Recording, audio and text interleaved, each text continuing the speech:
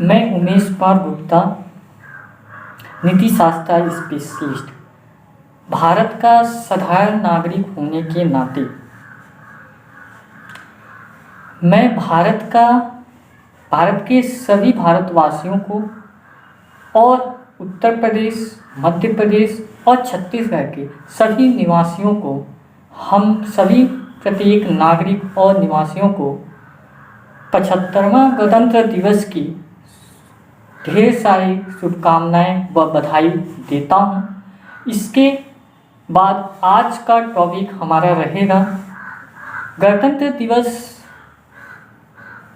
26 जनवरी हम क्यों मनाते हैं। इसमें आज तक में हमने देखा कि जब से बचपन से हमने एजुकेशन में आया, स्कूलों में, कॉलेजों में, अन्य मीडिया, अन्य राजनेताओं के द्वारा भी कई लोगों ने गणतंत्र दिवस के विभिन्न प्रकार के अर्थों को बताया, विभिन्न प्रकार के विचारधारा, अवधारणा निकल कर आया, पर कोई आज तक कोई भी गणतंत्र दिवस के छिपी हुई अर्थ, छिपी हुई सार या साइकोलॉजी फैक्टर पे कोई चर्चा अब तक में नहीं किया। तो हम चाहते हैं कि आज गणतंत्र दिवस का सभी के द्वारा बताए गए के विचारधाराओं को बताते हुए, अवधारणाओं को बताते हुए, हम अपने साइकोलॉजी फैक्टर के आधार पे गणतंत्र दिवस के छिपी हुई सार को भी हम बताएंगे, छिपी हुई अर्थों को भी आज हम बताएंगे।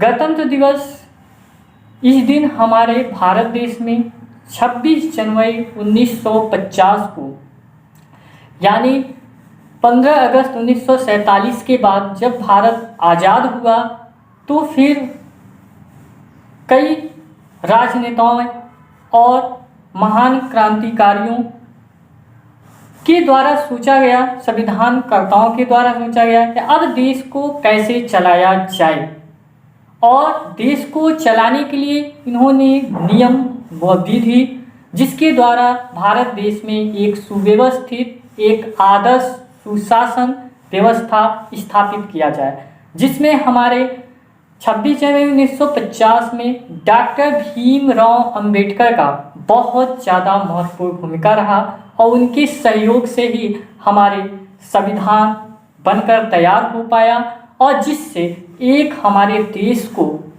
आमूलचूल एक महत्व, यानी एक कहा जाए तो बहुत वेरी इम्पॉर्टेंट सुव्यवस्थित शासन और संविधान, एक विश्व का विस्तृत लिखित संविधान भीमराव अंबेडकर के द्वारा हम सब देशवासियों को प्राप्त हो सका। इसके बाद हम आज गणतंत्र दिवस के छिपी हुई अर्थों को बताते हैं। गणतंत्र का मतलब होता है संविधान इस दिन बना था, संविधान के कुछ नियम होते हैं, कुछ कानून होते हैं, जिसके द्वारा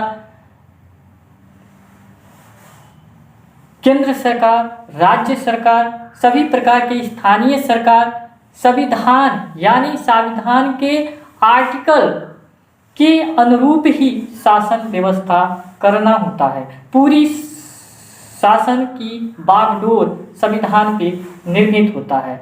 जबकि आज तक देखा गया कि सभी राजनेताओं ने संविधान का कहीं न कहीं वह विफल दिखते हैं, संविधान का पूर्णतः पालन नहीं कर पाते हैं, चाहे वो आज तक के कोई भी प्रधानमंत्री, चाहे वो मुख्यमंत्री किसी भी स्टेट के हों, और इसके साथ साथ ही वो मौलिक अधिकारों और मौलिक कर्तव्यों में भी असफल दिखते हैं।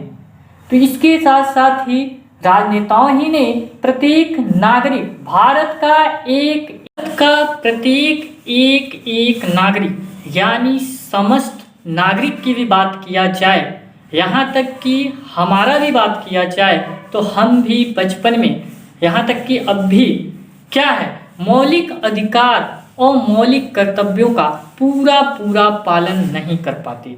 ये तो हम लोगों की बात है, पर उन लोगों की भी बात हम करेंगे जो शिक्षित हैं, जो डॉक्टरेट यानी पीएचडी जैसे रिसर्च और बड़े बड़े डिग्रियों को लेकर एमबीबीएस, बीटेक, एमटेक, अच्छे अच्छे शिक्षक, अच्छे अच्छे कर्मचारी, यहाँ तक कि अच्छे अच्छे आईएएस अधिकारी भी, यानी बहुत बड़े बड़े विद्वान लोग भी पूरी मौलिक अधिकार, पूर्णतः मौलिक अधिकार और मौलिक कर्तव्यों का पालन नहीं कर पा रहे हैं।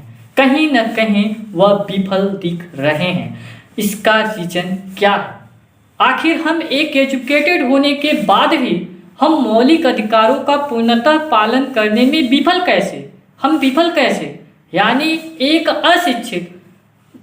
अशिक्षित नागरिक यदि मौलिक अधिकार और मौलिक कर्तव्यों का और संविधान का, कानून का, विधि का, अपने नियम का, अपने आदतों का सही पालन करता है, तो हम दावे के साथ कर सकते हैं कि वह अशिक्षित नागरिक उनकी अपेक्षा से जिन्होंने डिग्री लिए हैं, जिन्होंने एजुकेटेड होने के बाद एक उच्च डिग्री लेने के बाद भी वो मौलिक अधिकारों और मौलिक कर्तव्यों का पूर्णतः पालन नहीं कर रहे हैं, तो यह सोचने का विषय है, यह एक चिंतन का विषय है। क्योंकि हम एक एजुकेटेड हैं, एक समझदार हैं, यदि हम चाहते हैं कि अशिक्षित हैं, संविधान का पालन, नियमों का पालन, विधि का पालन, समय के अनुसार न चल पाना, ठीक है, हम क्या हैं, अशिक्षित हैं, हो सकता है, पर एजुकेटेड होने के बाद भी हम यदि नियमों का पालन नहीं कर पा रहे हैं, तो यह एक हंसने का विषय है, एक हंसी पात्र का विषय है। यह स्वयं में सभी लोगों को एक चिंता करना चाहिए और हमारे पूरा वीडियो देखने के बाद, हमारी स्पीच के बाद, चिंतन करने के बाद धीरे धीरे प्रयास कर हम नियमों और विधियों के अनुरूप चलने का प्रयास करेंगे।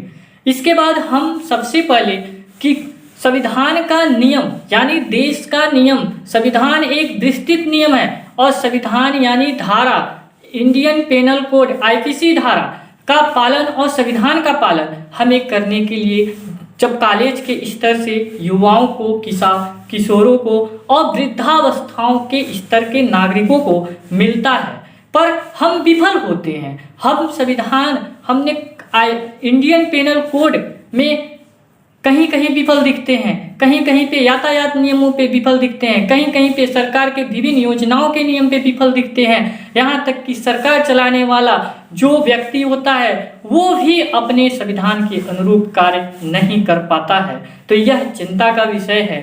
इसलिए हम कुछ नीति शास्त्र के सिद्धांतों के आधार पे कुछ सुझाव रखना चाहेंगे। यदि आप चाहें, आप सभी लोग चाहें, तो राष्ट्र के विकास के लिए, देश के विकास के लिए, भारत का उज्जवल भविष्य और भारत के विकास के लिए हम चाहें तो संविधान या गणतंत्र दिवस की महत्व को समझते हुए नियमों का पालन करने में सक्षम बन सकते हैं। क्योंकि नियम का पालन करना एक प्रैक्टिकल का विषय है, एक अभ्यास का विषय है, यह एक साइकोलॉजी फैक्टर भी है। तो सबसे पहले हम उन नवीन पीढ़ी या अब नए निकल रहे स्कूल या कॉलेज स्तर के स्टूडेंटों को हम सुझाव देना चाहते हैं, उन टीचरों को, वहाँ के मैनेजमेंट को, कि वह एक ऐसा इन्वायरमेंट विकसित करे, उन्हें छोटे से क्या किया जाए, नियमों, कानूनों यानी स्कूल के, कॉलेज के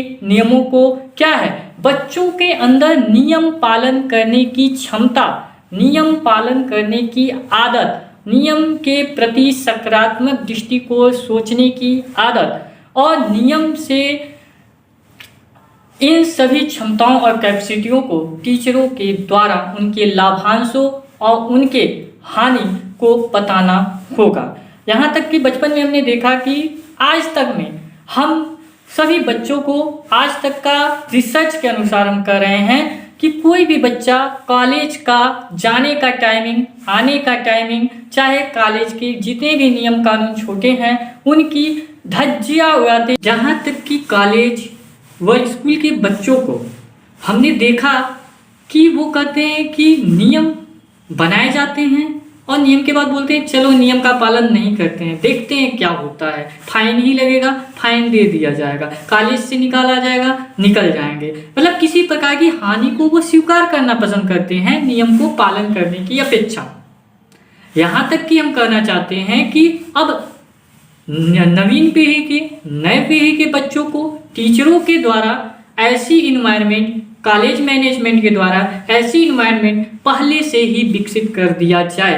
नियमों का उल्लंघन करने के बाद, नियमों का न पालन करने के साथ क्या किया जाए, दंड आरोपित किया जाए, या फिर नियम को पालन करने का इन्वायरमेंट एक समझदारी या नियम का पालन करने और नियम न पालन करने के लाभांशों अथवा हानि दोनों को बताते हुए हम उन्हें नियम को पालन करने की ओर विकसित कर सकते हैं। हमें छोटे से ही तैयार करना होगा। इसके साथ हम घर यानी परिवार को भी हम बोलना चाहते हैं कि परिवार के सभी मेंबरों में कुछ छोटे छोटे नियम कानून होते हैं, यानी घर के छोटे छोटे रूल्स बनाए जाने चाहिए, या फिर छोटे छोटे नियमों की भी हम धज्जियां उड़ाते दिखते हैं। और कॉलेज के नियमों, स्कूल के नियमों को भी उल्लंघन व धज्जियां उड़ाते दिखते हैं। फिर इसके बाद हमें बोला जाता है कि संविधान के नियमों का पालन करना है, और फिर बोला जाता है कि मौलिक अधिकार, मौलिक कर्तव्यों का पालन करना होता है।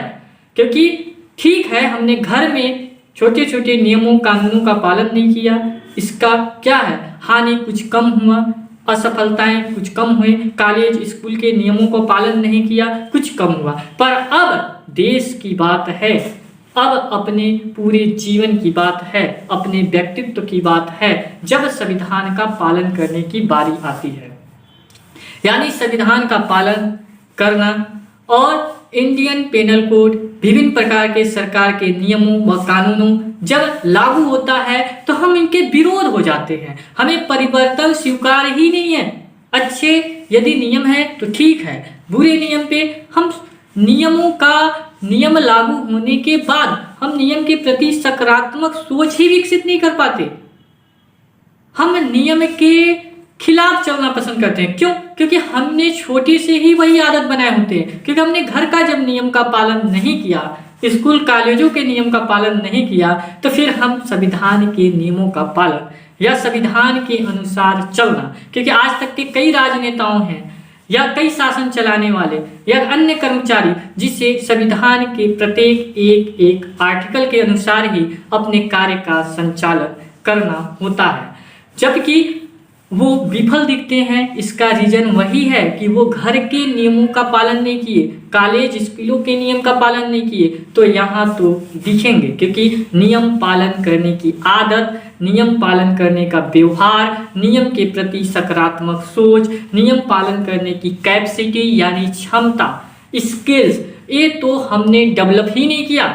और डायरेक्ट हमें कहा जाता है कि अब तो संविधान का पालन करना है, तो कैसे हो? नहीं होगा। और कहा जाए कि सर अब हमने छोटे में तो नहीं किए, अब क्या कोई उपाय है?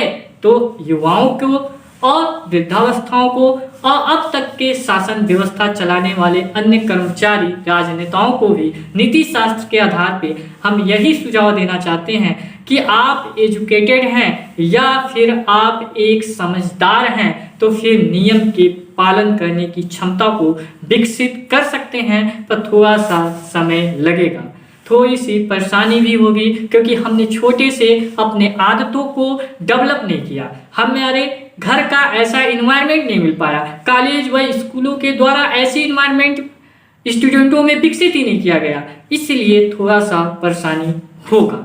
इसलिए हम कहते हैं कि भारत का विकास तो तभी होगा, और फिर हम यही कहना चाहते हैं कि भारत का विकास तो तभी होगा और भारत का विकास तभी संभव होगा, और भारत राष्ट्र की विकास तभी संभव होगा केवल गणतंत्र दिवस की पर्व, राष्ट्रीय पर्व को स्कूल व कॉलेजों या समस्त जगहों पर केवल मनाने से नहीं। गणतंत्र का मतलब संविधान लागू होने से नहीं है। ठीक है, एक पहलू आज के दिन 26 जनवरी 1950 को हमारा संविधान लागू हुआ था, पर लागू होने से कुछ नहीं होता, उसे पूर्णतः पालन करना भी होगा। और अभी तक भारत पूर्णतः पालन में बहुत ही विफल दिख रहा है। आम नागरिक ही नहीं, राजनेताओं में भी विफलताएं दिख रही हैं। जब राजनेताओं में विफलताएं दिखेगी तो प्रश्न तो उठेगा, फिर अपने भारत राष्ट्र का विकास कैसे संभव होगा। जब हम नियम का पालन कर पाएंगे तभी हम अपने राष्ट्र के साथ चलकर, राष्ट्र में अपनी सहयोग देकर हम अपने भारत देश का विकास कर सकते हैं। इसलिए हमें क्या करना होगा?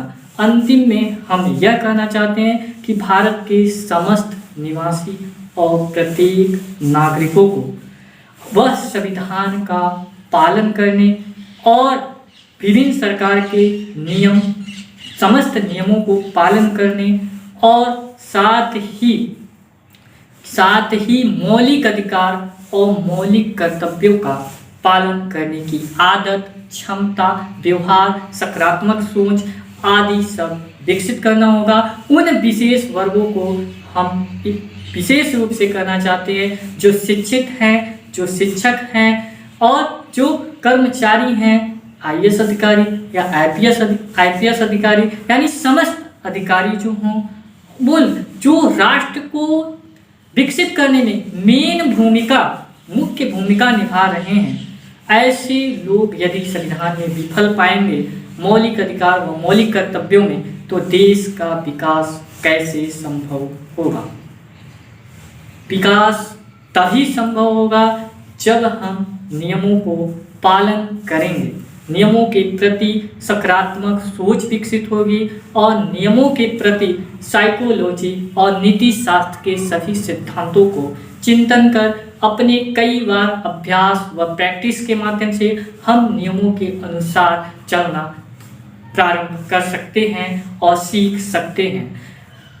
इसके साथ ही हम कहना चाहते हैं कि नीति शास्त्र के नियम पालन करने के सिद्धांत पे चिंतन कर और हमारे द्वारा सुझाव के उपरांत, क्योंकि यहाँ तक कहा गया कि आज तक के प्रत्येक नागरिक या स्टूडेंट को द्वारा सुनने के लिए मिला, हम सभी नागरिक, भारत के सभी नागरिक परिवर्तन के विरोधी कभी कभी हो जाते हैं। कभी कभी नए नियम कानून बनते हैं तो हम परिवर्तन के अनुरूप पाए जाते हैं। हम परिवर्तन के साथ एडजस्ट करना नहीं सीख पाते, समायोजन करना नहीं सीख पाते, बैलेंस करना नहीं सीख पाते। कई प्रकार की प्रॉब्लम होती है क्योंकि हम नए नए नियमों का कभी कभी विरोध करते हैं। यदि वो हमारे लिए अच्छा नहीं तो फिर हम विरोध करते हैं। तो प्रत्येक नियम हमारे विकास के लिए होता है। अंतिम में नियम पालन करने के हम कुछ महत्वों को बताना चाहेंगे कि नियम पालन क्यों किया जाए।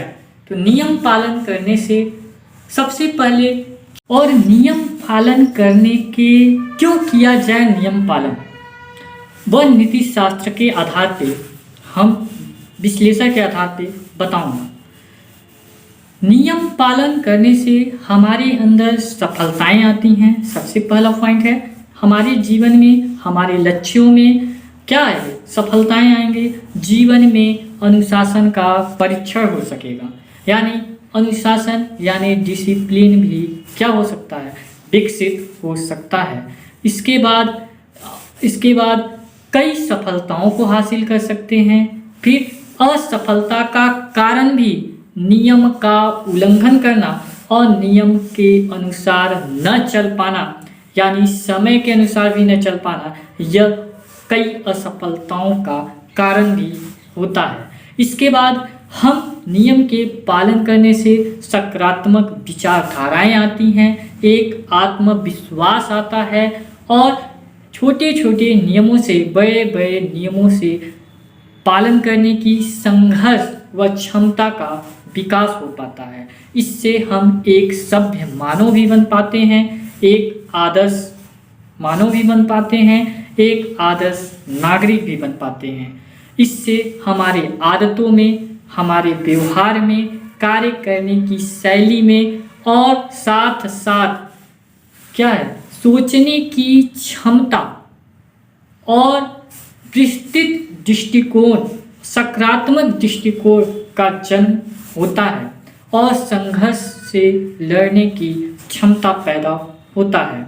और ये सब विकसित करके हम राष्ट्र के विकास में, राष्ट्र के समायोजन में, राष्ट्र के बैलेंस में, राष्ट्र के एक एक ईंटों को निर्माण करने में भी, यानी प्रत्येक नागरिक, समस्त नागरिक एक सभ्य मानव, सभ्य नागरिक, एक सभ्य नियम पालन करने वाला व्यक्ति बन जाए तो भारत को विकास की गति को बहुत तेज़ी से बढ़ाया जा सकता है।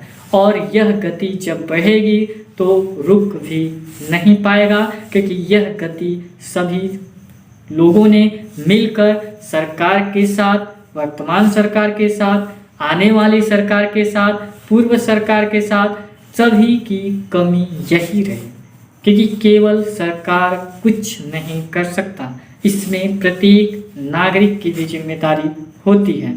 इसलिए हम कहते हैं कि गणतंत्र दिवस का हमने एक छिपी हुई अर्थों को भी बताया कि गणतंत्र दिवस का मतलब संविधान इस दिन लागू हुआ, पर लागू होने का मतलब पालन करना कौन सिखाएगा?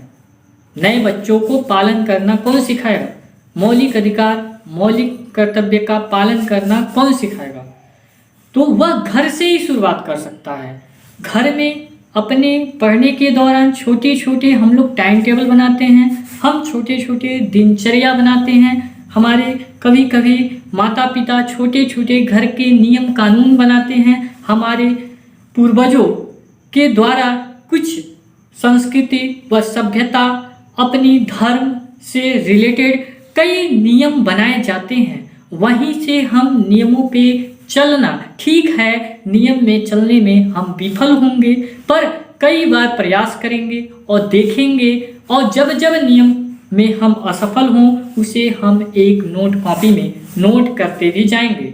फिर कई बार प्रयास, कई बार अभ्यास से, घर के नियम से, स्कूल के नियम से, कॉलेज के नियम से हम और उन घर परिवारों को, स्कूल और कॉलेज के मैनेजमेंट व शिक्षकों सभी एक ऐसा इन्वायरमेंट बनाने की कोशिश करें, तभी जाकर काम हो पाएगा। क्योंकि स्वतंत्रता, ज़्यादा स्वतंत्रता, अनियमितता क्या है? सफलता का विनाशक है, वह विकास का विनाशक भी है। स्वतंत्रता चाहिए, पर नियम के अनुसार चल के ही हम सफलता को हासिल करें, और विकास की ओर भी हम नियम के अनुसार चलकर ही साथ दें।